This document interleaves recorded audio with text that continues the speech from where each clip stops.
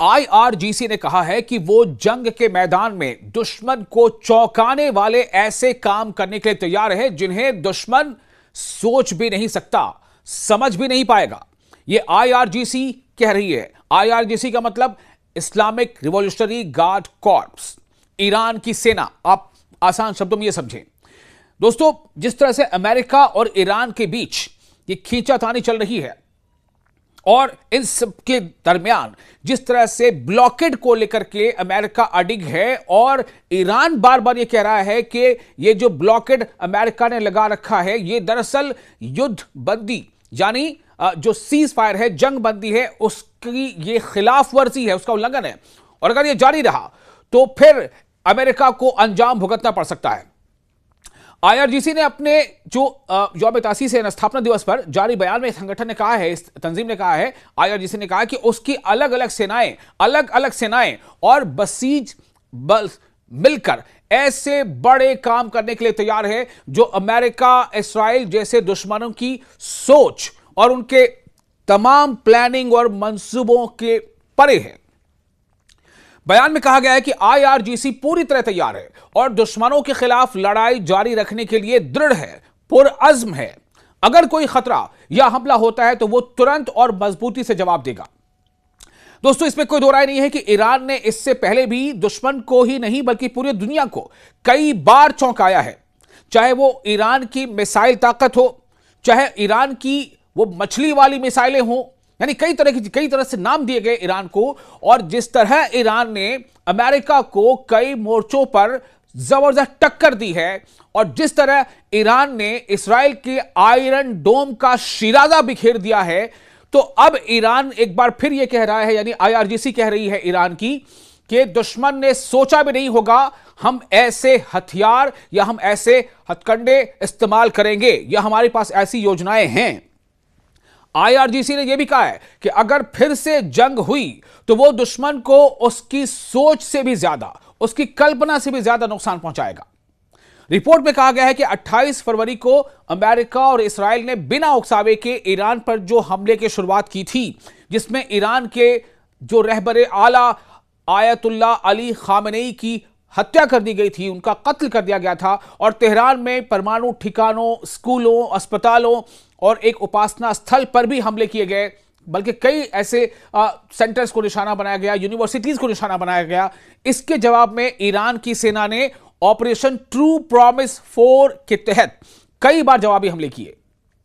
इसमें सैकड़ों मिसाइल और ड्रोन से वेस्ट एशिया में अमेरिकी ठिकानों और इस्राइल के इलाकों को निशाना बनाया गया। और इस हद तक ईरान ने अमेरिकी ठिकानों को निशाना बनाया, चाहे वो अमेरिकी ठिकाने, वो फौजी अड्डे सऊदी अरब में रहे हों, कतर में रहे हों, बहरीन में रहे हों, या यूएई में हो, या जॉर्डन में हो, या कुवैत में हो, लगभग हर जगह पर अमेरिकी अड्डे को निशाना बनाया। हालात यहां तक पहुंच चुके हैं कि ये तमाम देश अब अमेरिकी अड्डे को अपने यहां एक बोझ से कम नहीं समझते। इन्हें लगता है कि अब ये बोझ है, ये हमारे काम का नहीं रह गया। इससे रिलेटेड मैंने वीडियो भी आपको बना के पहले दिखाया था कि किस तरह से यूएई भी अब अमेरिकी फौजी अड्डे से पल्ला झाड़ रहा है। भैया आप चले जाओ, हम कर लेंगे अपनी हिफाजत। इस तरह के हालात सामने आ रहे हैं। फिलहाल क्या हो रहा है? फिलहाल पाकिस्तान की मीडिएशन से 2 हफ्तों का ये जो सीज फायर है वो लागू है, लेकिन हालात अभी भी तनाव वाले बने हुए हैं। अमेरिका की समुद्री नाकेबंदी की धमकी और हॉर्मुज स्ट्रेट पर ईरान का कंट्रोल, इसे लेकर तनाव बना हुआ है। आईआरजीसी ने कहा है कि मिसाइल और ड्रोन हमलों ने दुश्मन के ढांचे, जितने स्ट्रेटेजिक पॉइंट्स हैं, रणनीतिक केंद्र और सपोर्ट सिस्टम को भारी नुकसान पहुंचाया है। इससे दुश्मन की सोचने समझने की क्षमता पर असर पड़ा है और वो गलत फैसले लेने लगा है। इसके बाद उसे ईरान से संघर्ष विराम यानी सीज फायर की मांग करनी पड़ी है। आईआरजीसी यानी ईरान का यही मौकफ है कि सीज फायर की मांग दरअसल अमेरिका की तरफ से की जा रही है। अमेरिका को समझ नहीं आ रहा है कि वो क्या करे, किस तरह से जंग में आगे बढ़े। और इसीलिए चूंकि ईरान ने अमेरिका के जितने भी यांत्रिक हो सकते हैं जो तंत्र हैं, जो सूचना इकट्ठा करने के, वॉर से जुड़े जो रडार सिस्टम है, उन तमाम चीजों को इस पूरे मिडिल ईस्ट में या यूके वेस्ट एशिया में जबरदस्त नुकसान पहुंचाया, जिसके नतीजे में अमेरिका को यह एहसास नहीं हो पा रहा है कि आखिर वो करे तो क्या करे, और इसलिए अमेरिका ने सीज फायर चाहा। बहरहाल आईआरजीसी यानी इस्लामिक रिवॉल्यूशनरी गार्ड कॉर्प्स ने कहा कि अमेरिका और इस्राइल की सैन्य ताकत की छवि, उसकी शबीह, उसका जो अपना एक ऑरा था वो कमजोर हो रहा है, और अब वेस्ट एशिया में एक नया क्षेत्रीय व्यवस्था, एक नया रीजनल मैनेजमेंट बनने की हालात पैदा हो गए हैं, जिसमें विदेशी ताकतों, खासकर अमेरिका की मौजूदगी नहीं होगी, यानी कि अमेरिका की गैर मौजूदगी होगी, और क्षेत्र में स्थिरता और सुरक्षा आएगी, अमन लौटेगा और यहां स्टेबिलिटी होगी। विदेशी अमल दखल, यानी खास तौर से जैसा कि ईरान का कहना है कि अमेरिकी अमल दखल जो है वो अब यहां से खत्म हो जाएगा। बहरहाल चूंकि हुआ क्या था कि इस्लामाबाद में अमेरिका और ईरान की दूसरे दौर की बातचीत होनी थी, जैसा कि पाकिस्तान ने भी दावा किया था, और खुद डोनाल्ड ट्रंप ने दावा किया था। डोनाल्ड ट्रंप ने तो यहां तक कह दिया था कि जेडी वैंस निकल चुके हैं, यानी अमेरिका से वो इस्लामाबाद के लिए जेडी वैंस की क़यादत में जो वहां से उनका डेलीगेशन आना था वो निकल चुका है। हालांकि बात में गलत साबित हुआ, ये बात गलत साबित हुई। ईरान का कह रहा था कि हमें बातचीत करने की फिलहाल कोई जल्दबाजी इसलिए नहीं है क्योंकि हम जिससे बातचीत करना चाहते हैं या जो हमसे बातचीत करना चाहता है वो काबिले एतमाद नहीं है, उस पर भरोसा ही नहीं किया जा सकता। और ईरान ने कुछ शर्तें रख दी थी। ईरान की शर्त यह थी कि जब तक अमेरिका, ये जो ब्लॉकेड अमेरिका ने लगा रखा है ईरानी पोर्ट्स से थोड़ी दूरी पर, जिसकी वजह कर ईरानी पोर्ट्स तक किसी जहाज को आने से रोका जा रहा है या ईरानी पोर्ट्स से निकलकर किसी जहाज को जाने पर एक तरह से रोक लगाई गई है। तो ईरान का कहना था जब तक ये ब्लॉकेड खत्म नहीं होता तब तक हम बातचीत की टेबल पर नहीं आने वाले, क्योंकि ये ब्लॉकेड सीज फायर का वायोलेशन है। तहम उन्होंने यह भी कहा कि ईरानी बंदरगाहों पर अमेरिकी नाकाबंदी जारी रहेगी और अबनाए हुर्मुज मुकम्मल तौर पर बंद है। यह किसने कहा? यह भी कहा अमेरिका ने, डोनाल्ड ट्रंप ने।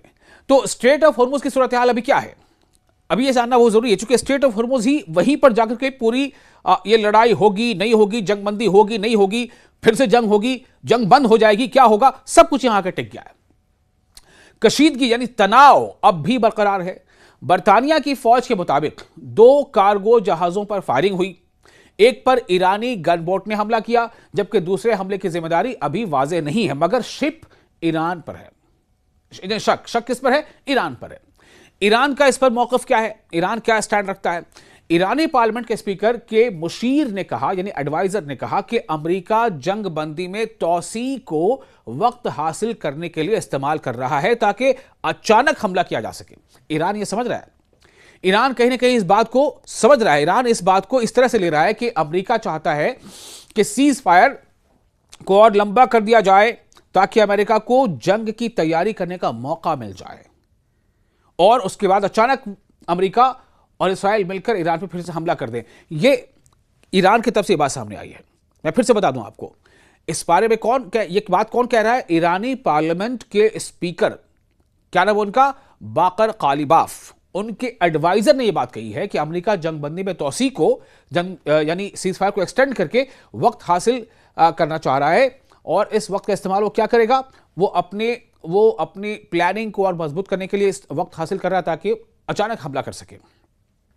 ईरानी हुक्काम ने भी खबरदार किया है कि ईरान लड़ाई जारी रखेगा। एक एहलकार ने ट्रंप को हकीकत से दूर कहा, जबकि दूसरे ने कहा कि धमकियों के माहौल में ईरान मुज़ाकरात नहीं करेगा। यानी अगर अमेरिका वाकई चाहता है कि मुज़ाकरात हो, डायलॉग हो, बातचीत हो, तो अमेरिका पहले धमकियां देना बंद करे। आप धमकी भी देते रहोगे और आप चाहोगे मुज़ाकरात भी हो, डायलॉग भी हो, बातचीत भी हो, तो किसका कोई मतलब नहीं बनता। ईरान कहता है कि या तो आप धमकी बंद कर दें फिर बातचीत करें, या फिर हम तैयार हैं जो भी हालात बनेंगे। इस्लामाबाद मुज़ाकरात पर गैर यकीनी सूरत हाल क्यों है? यह वाज़ेह नहीं है कि अमेरिका और ईरान पाकिस्तान में मजीद इससे आगे और मुज़ाकरात करेंगे, बातचीत करेंगे या नहीं करेंगे। डोनाल्ड ट्रंप ने कहा कि अमेरिका उस वक्त तक हमला नहीं करेगा जब तक कोई मुश्तरका तजवीज़ तय ना हो जाए। व्हाइट हाउस ने यह भी कहा है कि जेडी वैंस इस्लामाबाद नहीं जाएंगे और आइंदा मुलाकातों के बारे में इसके बारे में बाद में बताया जाएगा। यानी कि अभी एक गैर यकीनी की सूरत हाल बनी हुई है, और इसी बीच डोनाल्ड ट्रंप ने एक तरफा जंगबंदी को यानी सीज फायर को और लंबा एक्सटेंड करने का ऐलान कर दिया है।